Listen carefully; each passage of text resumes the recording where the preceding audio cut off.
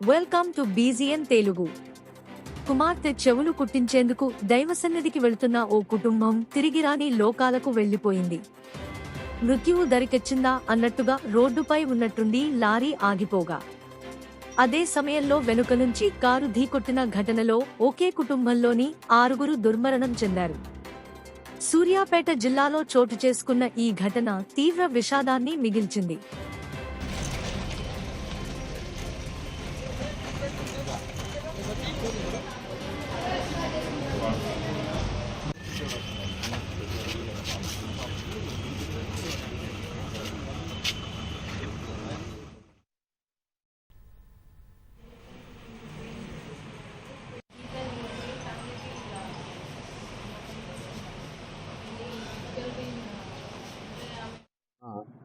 ఉదయం 4 నుంచి 5 మధ్యలో హైదరాబాద్ నుంచి విజయవాడ వెళ్తున్న ఎర్టిగా కారులో 10 మంది ప్రయాణిస్తున్నారు.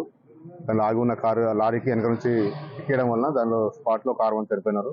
ఈ మృతులందరినీ కూడా బోనకల్లు ఖమ్మం జిల్లా వాసులుగా గుర్తించడం జరిగింది. ఒక 4 ఇంజూర్డ్ పర్సన్స్ ఉంటే వాళ్ళందరినీ కూడా ఇమీడియట్ గా నియర్ బై హాస్పిటల్కి షిఫ్ట్ చేశాం, గవర్నమెంట్ హాస్పిటల్కి. చెల్లి వాళ్ళ భర్త వాళ్ళ పాపతో ఉన్నారు. వాళ్ళు హైదరాబాద్లో ఉంటున్నారు. చిన్న పాప చెల్లి వాళ్ళ చిన్న పాపకి చెవులు కుట్టించాలని అంటూ హైదరాబాద్ నుంచి విజయవాడ వస్తుంటే యాక్సిడెంట్ జరిగిందని చెప్పి విజయవాడ గుంజలు వెళ్తున్నాను.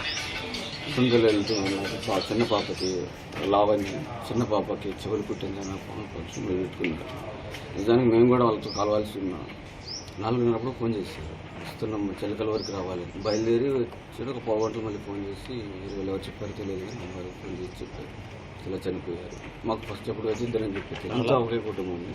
ఒక ఆయన అల్లుడు అన్నాడు, 4 గోవిందపురం, శ్రీకాంత్ అన్నతను అల్లుడు, లక్ష్మీరాల పాపది వాళ్ళ పాప లాస్ట్ అది. Thanks for watching బీజీఎన్ Telugu.